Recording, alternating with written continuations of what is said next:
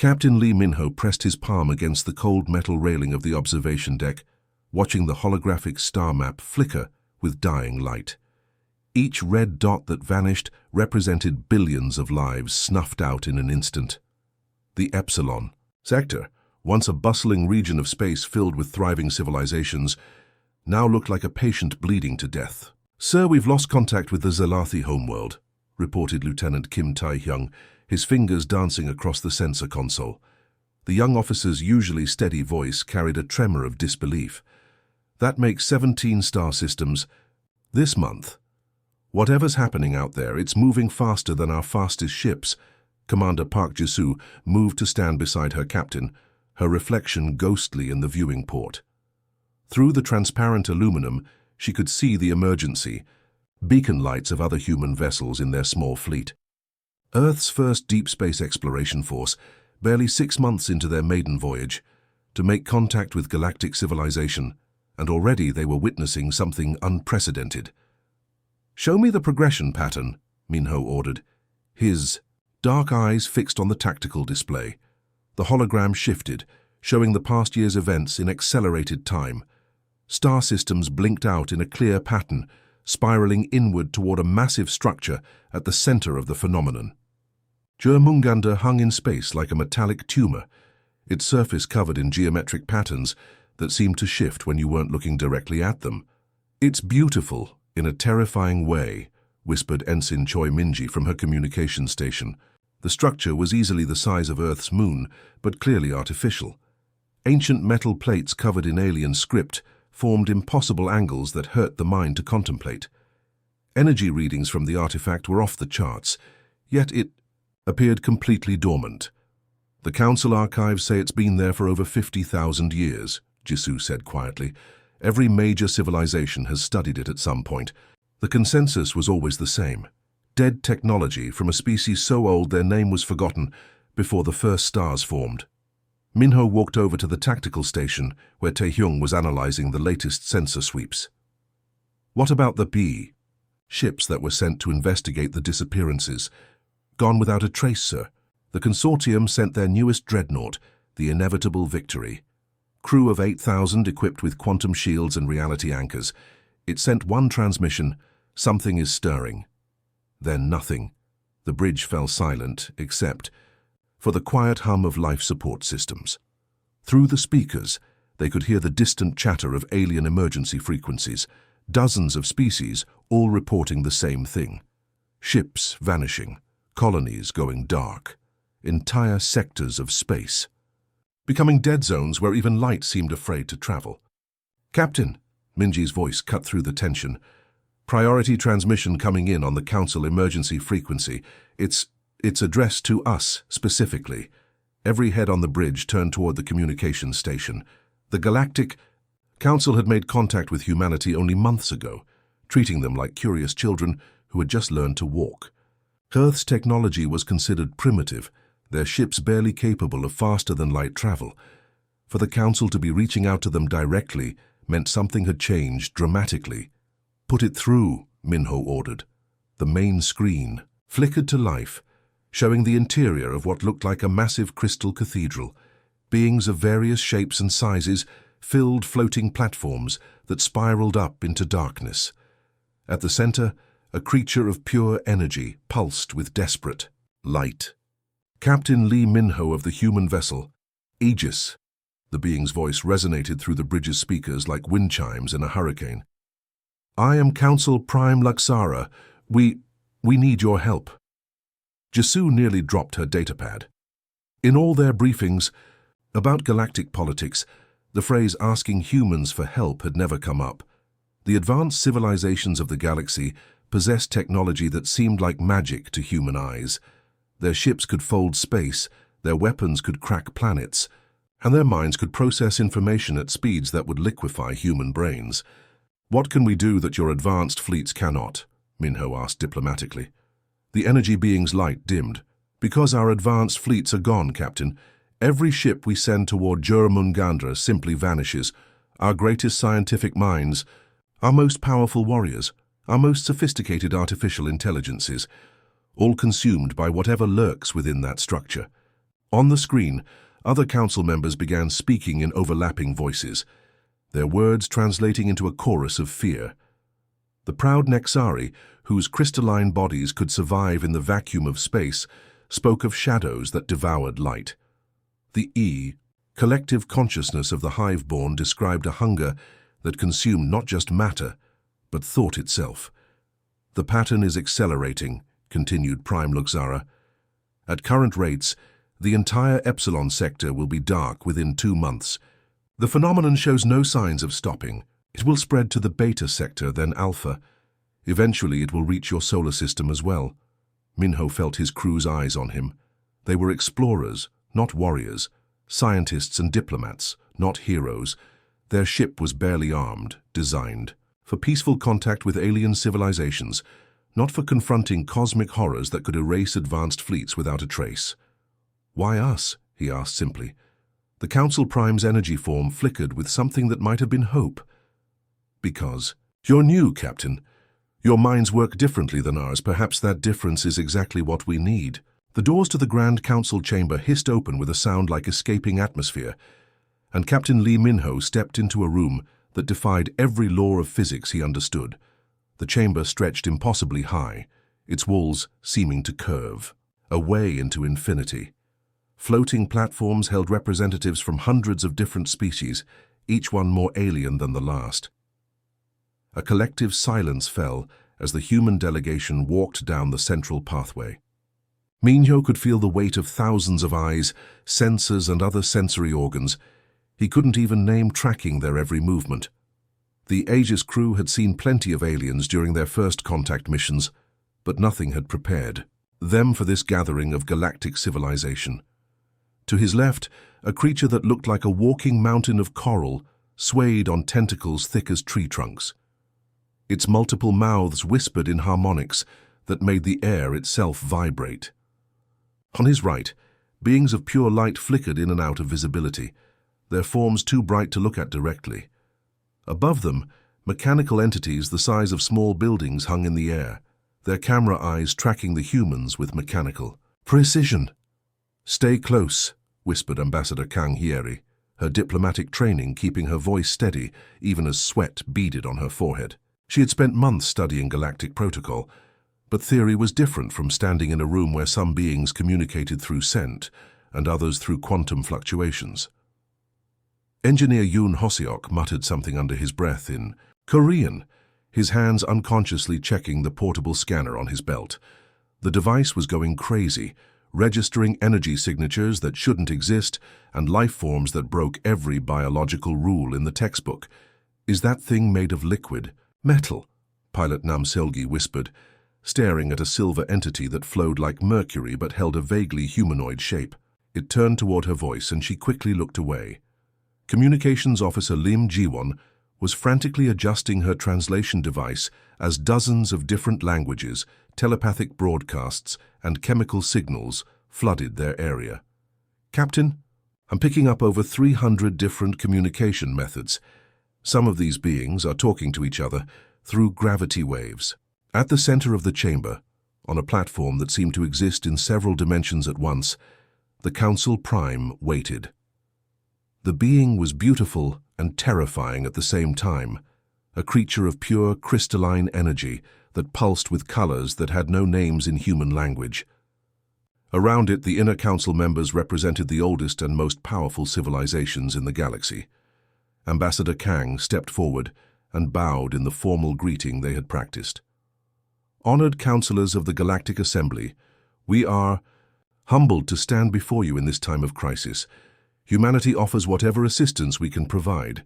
The Council Prime's light dimmed to a deep blue that somehow conveyed sadness. When it spoke, its voice came from everywhere at once, translated into perfect Korean by technology, beyond human understanding. "Young species of Earth, you should not have come. JÖRMUNGANDR stirs in its ancient sleep.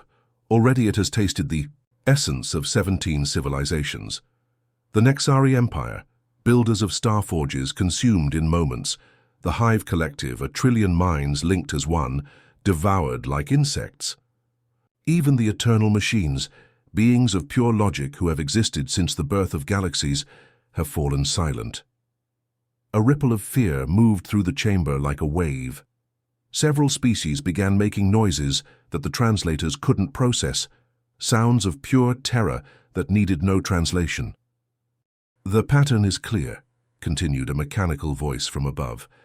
The speaker was a massive robotic entity, its body a fusion of advanced alloys and energy conduits. "JÖRMUNGANDR awakens after 50 millennia of dormancy.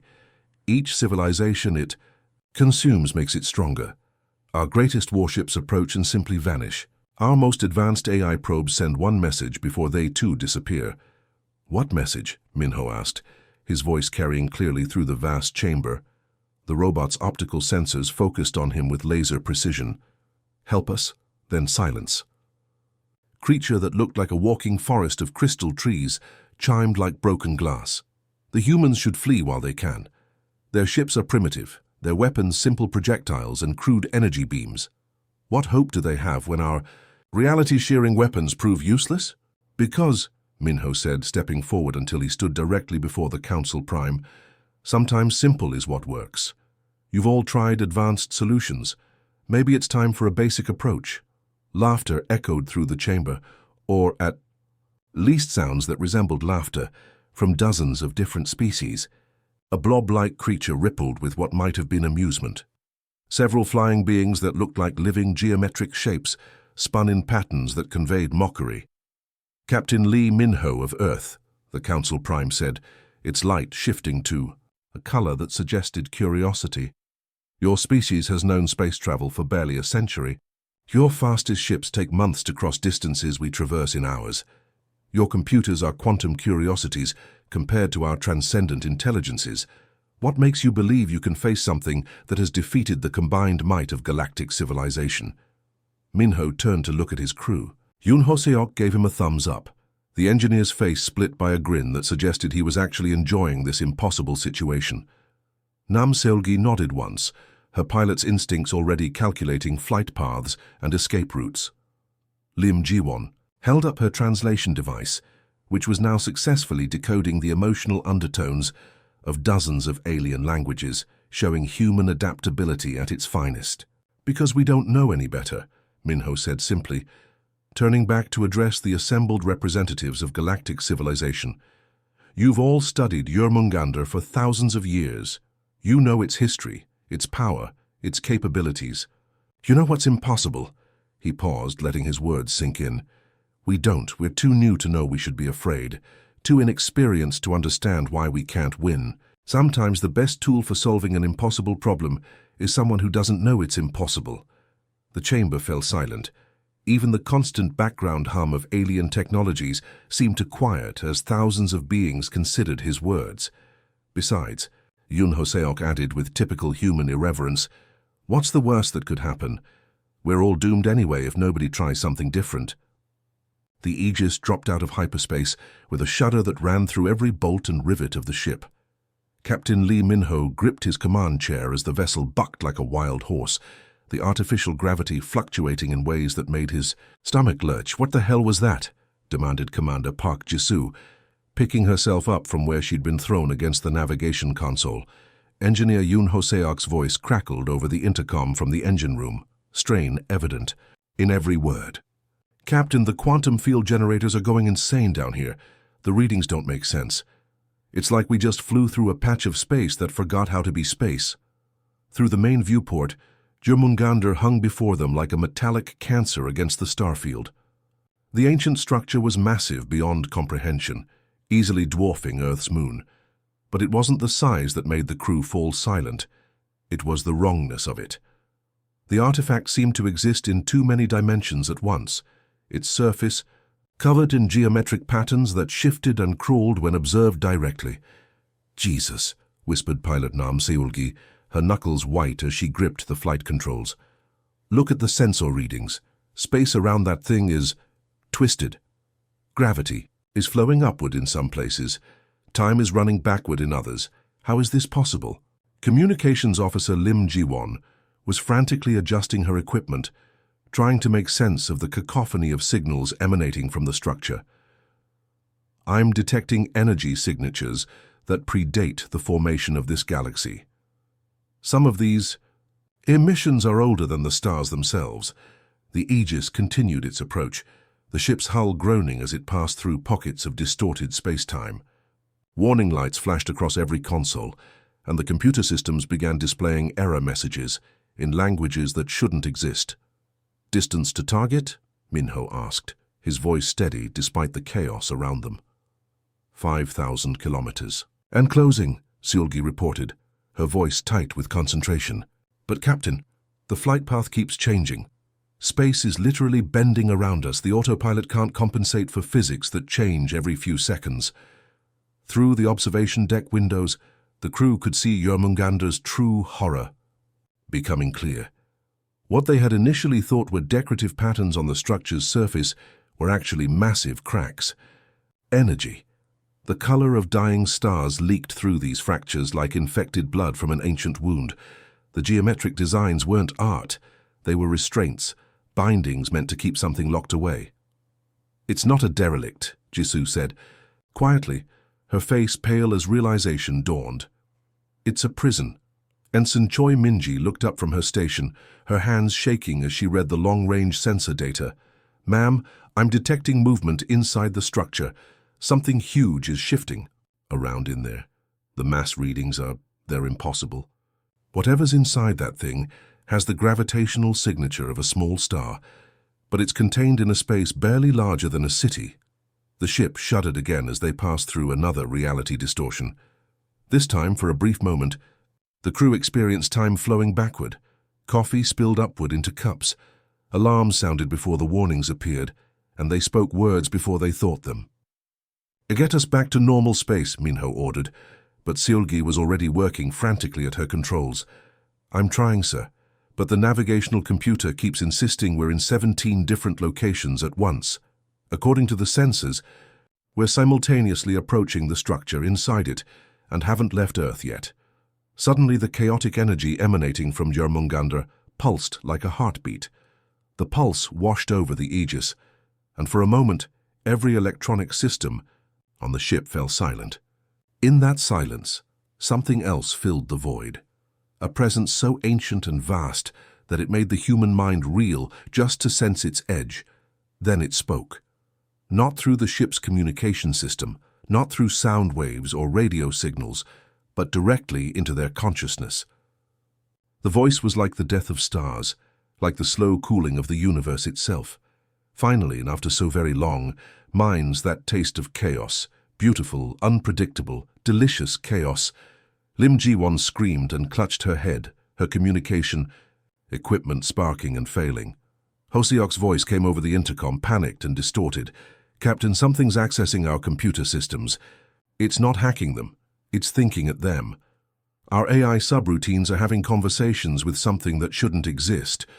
The presence pushed deeper into their minds, and each crew member experienced a flood of alien thoughts.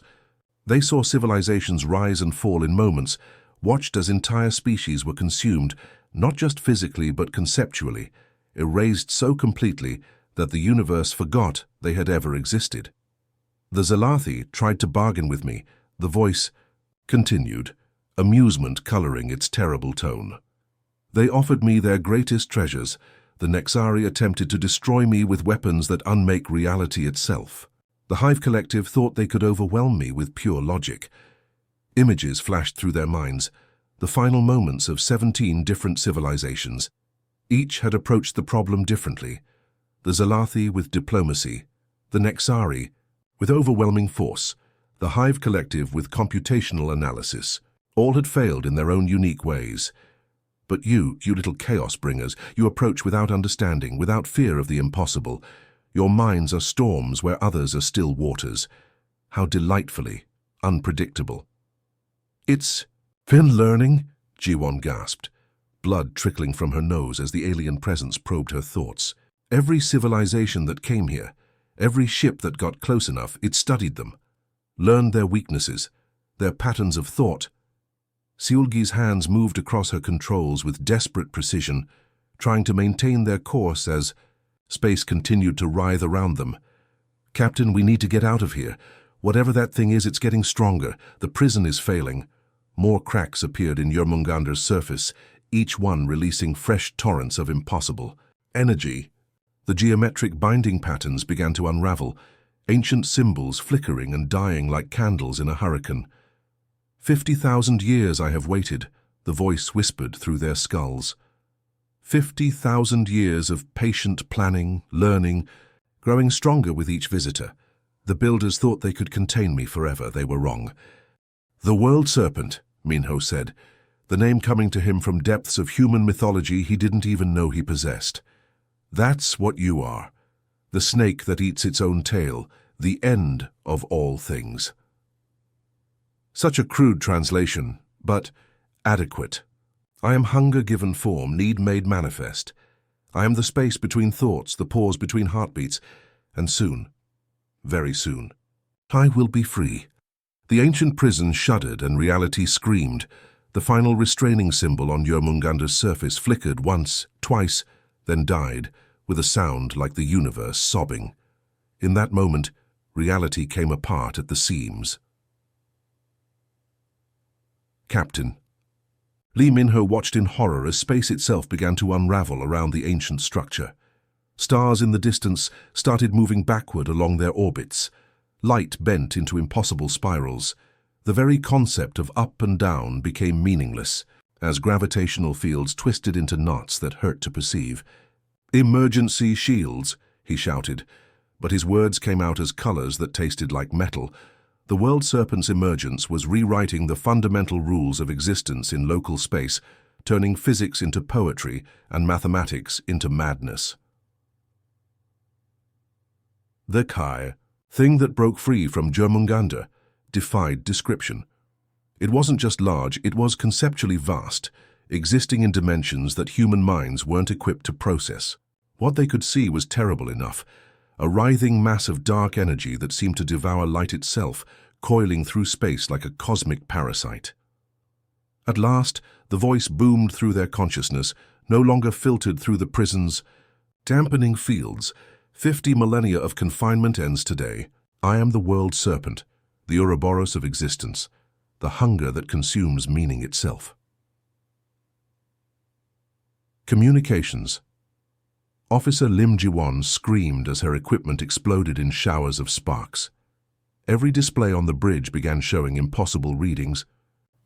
Negative time, imaginary distances, temperatures that existed only in theoretical mathematics. "Captain!"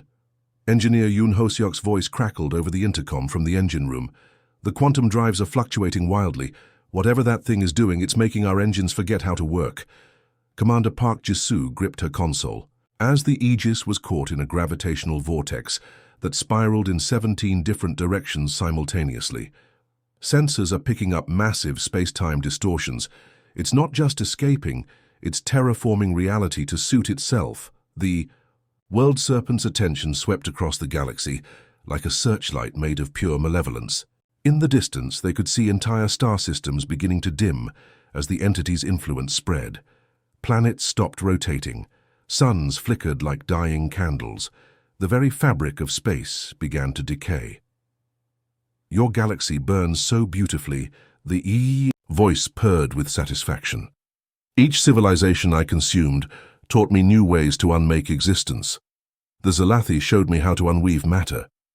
The Nexari revealed the art of unmaking time, the Hive Collective. They taught me to devour thought itself. The creature's vast form coiled around JÖRMUNGANDR, using the ancient prison as an anchor point while it stretched tendrils of pure entropy across light years of space. Where those tendrils touched, reality simply ceased to be. Then its attention focused on the tiny human ship drifting helplessly in the chaos. Humans. How curious. Your mind's taste of contradiction. You simultaneously believe in hope and despair, in order and chaos, in meaning and meaninglessness. Such delicious paradox. Pilot Nam Seolgi fought desperately with her controls as the ship spun through dimensions that shouldn't exist. Whatever it's doing to space, our navigation systems can't compensate. According to the computer, we're in 3 different galaxies at once.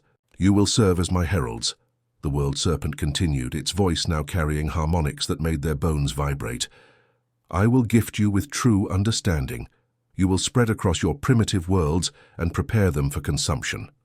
They will thank you as they dissolve into my eternal hunger.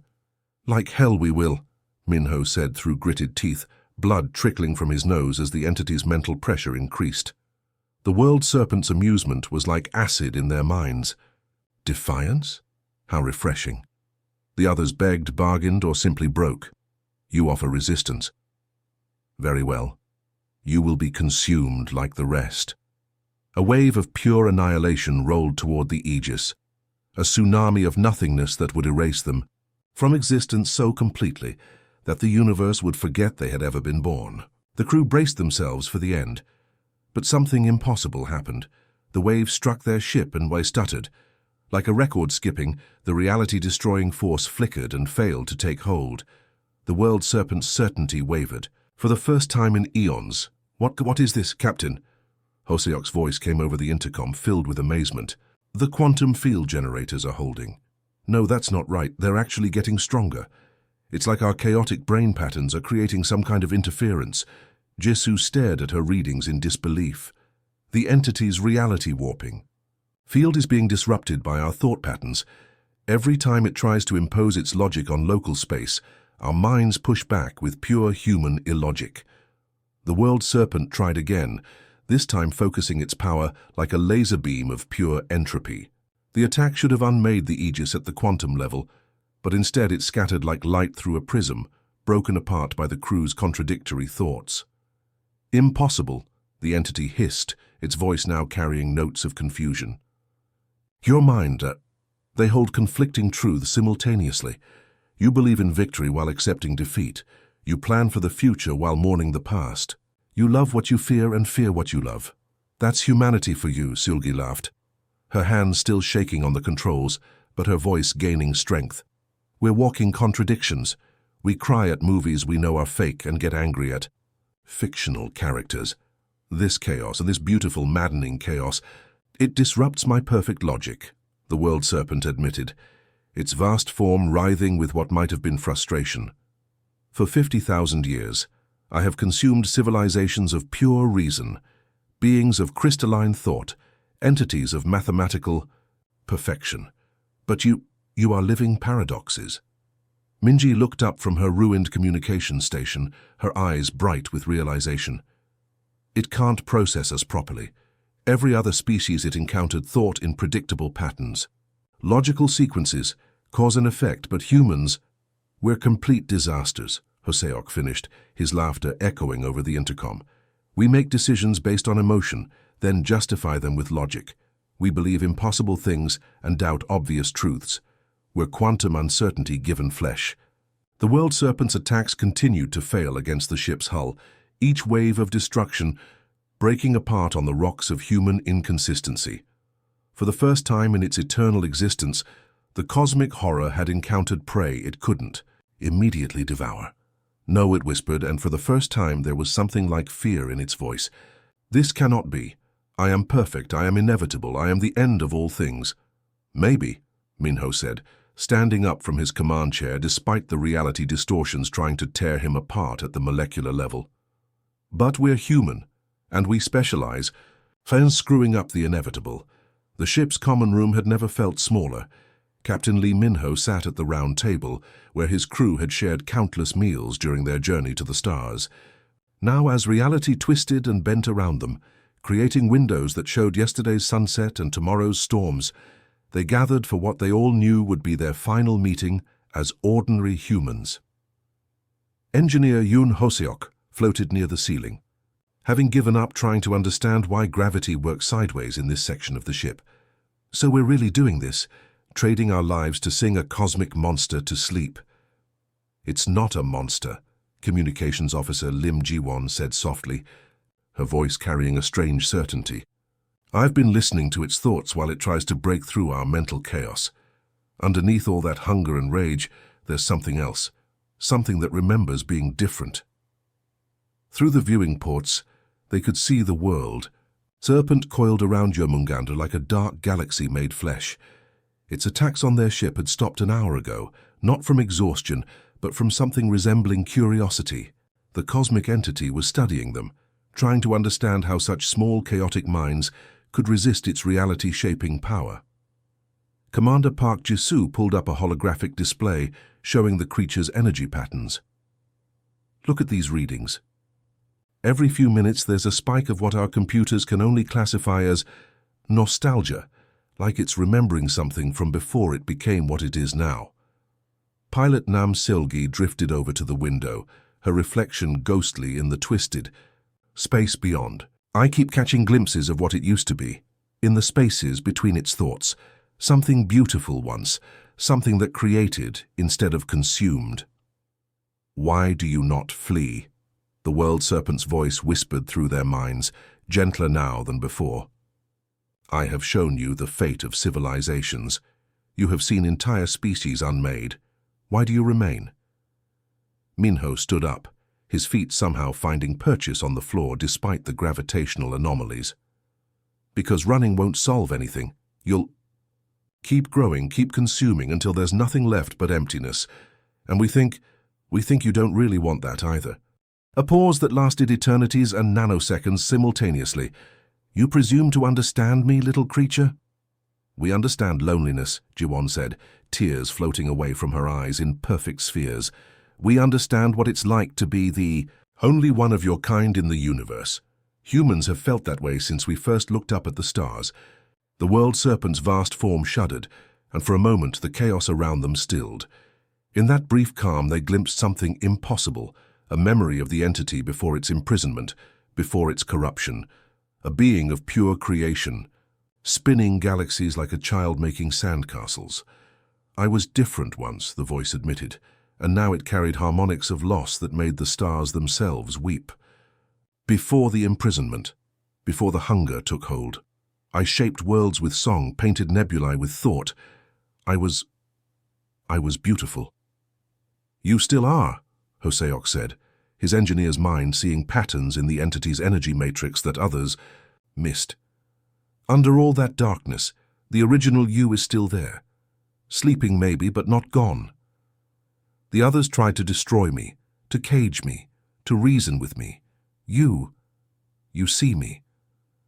Seolgi turned away from the window, her face illuminated by the strange light of twisted reality.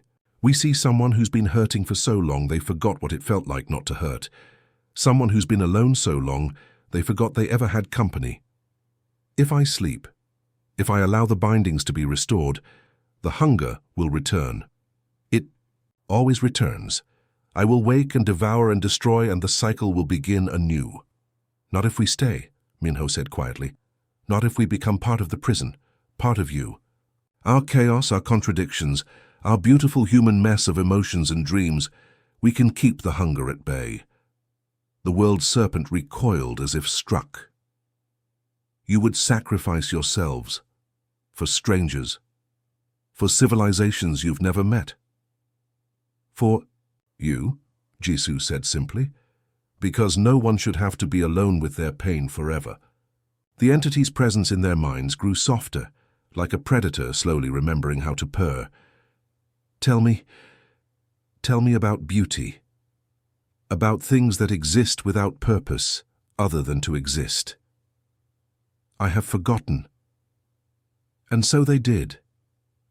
Jiwon spoke, of sunrise over Earth's oceans, how the light danced on waves that served no function except to catch and scatter radiance. Hoseok described the perfect engineering of a flower, billions of years of evolution creating something whose only job was to be lovely. Seolgi told of the sensation of flight, the pure joy of movement through 3 dimensions. Jisoo shared stories of friendship, of bonds that made no logical sense, but held stronger than gravity.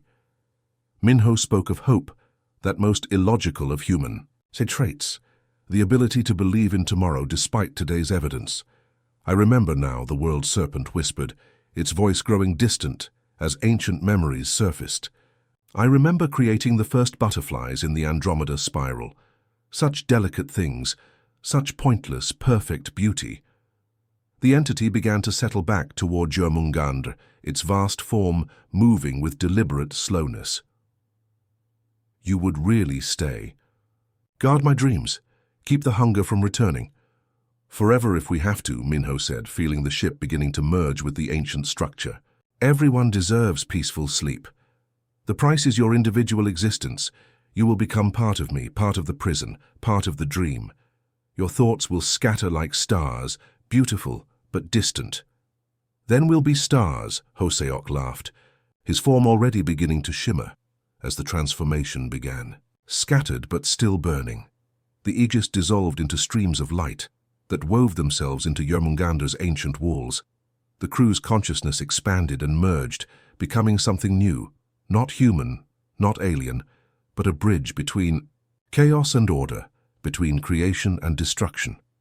The world serpent settled into slumber, its dreams now filled not with hunger, but with memories of butterfly wings and sunset oceans, of friendship and hope, and all the beautiful contradictions that made existence worthwhile. Across the galaxy, the sudden silence was deafening. Then slowly the stars began to sing again, a new harmony that spoke of sacrifice and redemption, of the small crew who chose love over fear and peace over victory. Humanity's first contact with galactic civilization had ended not in conquest or destruction, but in the most human act of all, choosing to stay with someone who was afraid of being alone in the dark. The legend of the Aegis spread through countless worlds, carried by beings who had never seen Earth but understood the power of the choice its children had made. In the twisted space around JÖRMUNGANDR, reality slowly healed, held stable by dreams of home and the eternal watch of 5 souls who had learned that sometimes the greatest victory is simply refusing to let someone suffer alone. The end.